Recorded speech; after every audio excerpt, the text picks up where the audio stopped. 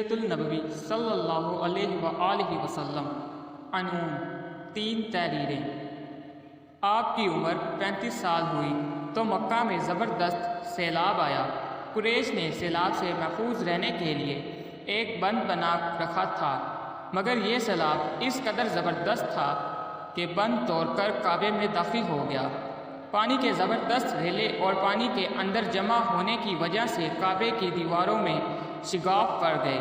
اس سے پہلے ایک مرتبہ یہ دیواریں آگ لگ جانے کی وجہ سے کمزور ہو چکی تھیں، اور یہ واقعہ اس طرح ہوا تھا کہ ایک مرتبہ کوئی عورت کعبے کو دھونی دے رہی تھی کہ اس آگ میں سے ایک چنگاری اڑ کر کعبے کے پردوں تک پہنچ گئی۔ اس سے پردے کو آگ لگ گئی اور دیواریں تک جل گئیں۔ اس طرح دیواریں بہت کمزور ہو گئیں۔ یہی وجہ تھی کہ سیلاب نے ان کمزور دیواروں میں شگاف کر دیے۔ سیدنا ابراہیم علیہ السلام نے کعبے کی جو دیواریں اٹھائی تھیں وہ 9 گز اونچی تھیں، ان پر چھت نہیں تھی۔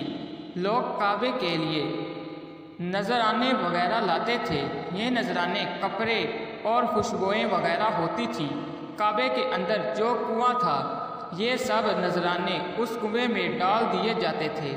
کنواں اندرونی حصے میں دائیں طرف تھا۔ اس کو کعبے کا خزانہ کہا جاتا تھا۔ کعبے کے خزانے کو ایک مرتبہ ایک چور نے چرانے کی کوشش کی۔ چور کنویں ہی میں مر گیا۔ اس کے بعد اللہ تعالیٰ نے اس کی حفاظت کے لیے ایک سانپ کو مقرر کر دیا۔ یہ سانپ کنویں کی منڈیر پر بیٹھا رہتا تھا، کسی کو خزانے کے نزدیک نہیں آنے دیتا تھا۔ قریش بھی اس سے خوف زدہ رہتے تھے۔ اب جب کہ کعبے کی دیواروں میں شگاف پڑ گئے اور نئی سرے سے اس کی تعمیر کا مسئلہ پیش آیا، تو اللہ تعالیٰ نے ایک پرندے کو بھیجا۔ وہ اس سانپ کو اٹھا لے گیا۔ یہ دیکھ کر قریش کے لوگ بہت خوش ہوئے۔ اب انہوں نے نئے سرے سے کعبے کی تعمیر کا فیصلہ کر لیا اور پروگرام بنایا کہ بنیادیں مضبوط بنا کر دیواروں کو زیادہ اونچا اٹھایا جائے۔ اس طرح دروازے کو بھی اونچا کر دیا جائے تاکہ کعبے میں کوئی داخل نہ ہو، صرف وہی شخص داخل ہو جسے وہ اجازت دے۔ اب انہوں نے پتھر جمع کیے۔ ہر قبیلہ اپنے حصے کے پتھر الگ جمع کر رہا تھا۔ چندے بھی جمع کیے گیا۔ چندے میں انہوں نے پاک کمائی دی، ناپاک کمائی نہیں دی۔ مثلاً طوائفوں کی آمدنی، سود کی کمائی، دوسروں کا مال غصب کر کے حاصل کی گئی دولت چندے میں نہیں دی، اور پاک کمائی انہوں نے بلا وجہ نہیں دی تھی۔ ایک خاص واقعہ پیش آیا تھا جس سے وہ اس نتیجے پر پہنچے تھے کہ اس کام میں صرف پاک کمائی لگائی جائے گی۔ وہ واقعہ یوں تھا۔ ایک قریشی سردار ابو وہاب عمرو بن عابد نے جب یہ کام شروع کرنے کے لیے ایک پتھر اٹھایا تو پتھر اس کے ہاتھ سے نکل کر پتھر اسی جگہ پہنچ گیا جہاں سے اسے اٹھایا گیا تھا۔ اس پر قریشی حیران و پریشان ہوئے۔ آخر خود وہاب کھڑا ہوا اور بولا، اے گروہ قریش، کعبے کی بنیادوں میں سوائے پاک مال کی کوئی دوسرا مال شامل مت کرنا۔ بیت اللہ کی تعمیر میں کسی بدکار عورت کی کمائی، سود کی کمائی یا زبردستی حاصل کی گئی دولت ہرگز شامل نہ کرنا۔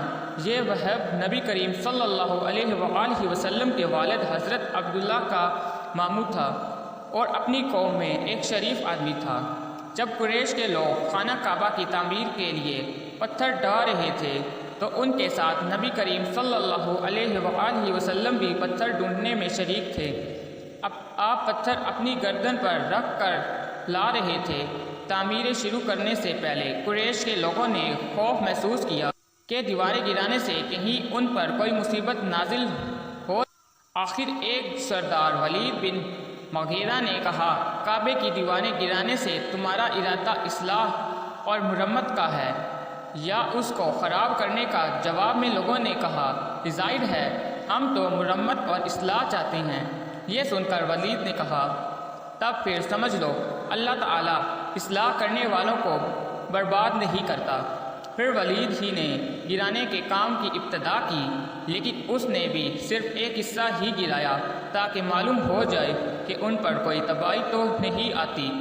جب وہ رات خیریت سے گزر گئی تب دوسرے دن سب لوگ اس کے ساتھ شریک ہو گئے اور پوری عمارت گرا دی، یہاں تک کہ اس کی بنیاد تک پہنچ گئے۔ یہ بنیاد ابراہیم علیہ السلام کے ہاتھوں کی رکھی ہوئی تھی۔ حضرت ابراہیم علیہ السلام نے بنیادوں میں سبز رنگ کے پتھر رکھے تھے۔ یہ پتھر اونٹ کے کوہان کی طرح کے تھے اور ایک دوسرے سے جڑے ہوئے تھے۔ ان لوگوں کے لیے ان کو توڑنا بہت مشکل کام ثابت ہوا۔ دائیں کونے کے نیچے سے قریش کو ایک تحریر ملی۔ وہ تحریر سریانی زبان میں لکھی ہوئی تھی۔ انہیں سریانی زبان نہیں آتی تھی۔ آخر ایک یہودی کو تلاش کر کے لایا گیا۔ اس نے وہ تحریر پڑھ کر انہیں سنائی۔ تحریر یہ تھی: میں اللہ ہوں، مکہ کا مالک، جس کو میں نے اس دن پیدا کیا جس دن میں نے آسمانوں اور زمین کو پیدا کیا، جس دن میں نے سورج اور چاند بنائے۔ میں نے اس کو یعنی مکہ کو 7 فرشوں کے ذریعے گھیر دیا ہے۔ اس کی عظمت اس وقت تک ختم نہیں ہوگی جب تک کہ اس کے دونوں طرف پہاڑ موجود ہیں۔ ان پہاڑوں سے مراد ایک تو ابو قیس پہاڑ ہے جو کہ صفا پہاڑی کے سامنے ہے، اور دوسرا قائقان پہاڑ ہے جو مکہ کے قریب ہے اور جس کا رخ ابو قیس پہاڑ کی طرف ہے۔ اور یہ شہر اپنے باشندوں کے لیے پانی اور دودھ کے لحاظ سے بہت برکت اور نفع والا ہے۔ یہ پہلی تحریر تھی۔ دوسری تحریر مقام ابراہیم سے ملی۔ اس میں لکھا تھا: مکہ اللہ تعالیٰ کا محترم اور معظم شہر ہے۔ اس کا رزق 3 راستوں سے آتا ہے۔ یہاں 3 راستوں سے مراد قریش کے 3 تجارتی راستے ہیں۔ ان راستوں سے قافلے آتے جاتے تھے۔ تیسری تحریر اس سے کچھ فاصلے سے ملی۔ اس میں لکھا تھا: جو بلائی بوئے گا لوگ اس پر رشک کریں گے، یعنی اس سے جیسا بننے کی کوشش کریں گے، اور جو شخص رسوائی بوئے گا وہ رسوائی اور ندامت پائے گا۔ تم برائیوں کر کے بلائی کی آس لگاتے ہو۔ ہاں، یہ ایسا ہی ہے جیسا کیکر یعنی کانٹے دار درخت میں کوئی انگور تلاش کرے۔ یہ تحریر کعبے کے اندر پتھر پر کھدی ہوئی ملی۔ کعبے کی تعمیر کے سلسلے میں قریش کو پتھروں کے علاوہ لکڑی کی بھی ضرورت تھی۔ چھت اور دیواروں میں لکڑی کی ضرورت تھی۔ لکڑی کا مسئلہ اس طرح حل ہوا کہ ایک جہاز عرب کے ساحل سے آ کر ٹکرا گیا۔ آج اس مقام کو جدے کا ساحل کہا جاتا ہے۔ پہلے یہ مکہ کا ساحل کہلاتا تھا، اس لیے کہ مکہ کا قریب ترین ساحل یہی تھا۔ ساحل سے ٹکرا کر جہاز ٹوٹ گیا۔ وہ جہاز کسی رومی تاجر کا تھا۔ اس جہاز میں شاہ روم کے لیے سنگ مرمر، لکڑی اور لوہے کا سامان لے جایا جا رہا تھا۔ قریش کو اس جہاز کے بارے میں پتہ چلا تو یہ لوگ وہاں پہنچ گئے اور ان لوگوں سے لکڑیاں خرید لیں۔ اس طرح چھت کی تعمیر میں اس لکڑی کو استعمال کیا گیا۔ آخر خانہ کعبہ کی تعمیر کا کام حجر اسود تک پہنچ گیا۔ اب یہی ایک نیا مسئلہ پیدا ہو گیا۔ سوال یہ پیدا ہوا کہ حجر اسود کون اٹھا کر اس کی جگہ پر رکھے گا؟ ہر قبیلہ یہ فضیلت خود حاصل کرنا چاہتا تھا۔ یہ جھگڑا اس حد تک بڑھ گیا کہ مارنے تک نوبت آ گئی۔ لوگ ایک دوسرے کو قتل کرنے پر تل ہو گئے۔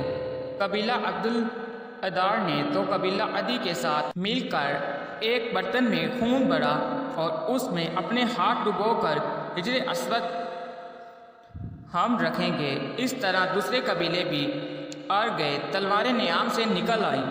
جی تو ناظرین، آج کی ویڈیو میں ہم نے کعبے میں ملنے والی 3 تحریروں کے بارے میں پڑھا۔ اگلی ویڈیو میں ہم انشاءاللہ یہ دیکھیں گے کہ حجر اسود کس طرح رکھا گیا اور آپ صلی اللہ علیہ وسلم نے کس طرح حجر اسود کو رکھایا اور اس کا ثواب تمام قبیلوں کو برابر ملا۔ امید ہے آپ کو ہماری یہ ویڈیو بہت ہی زیادہ پسند آئی ہوگی۔ اگر آپ کو یہ پسند آئے تو کامنٹ پہ اپنا اظہار ضرور کریں، ویڈیو کو لائک کریں، چینل کو سبسکرائب کرنا نہ بھولیں تاکہ آپ کو اسی طرح کی مزید انفارمیٹیو ویڈیوز سب سے پہلے مل سکیں۔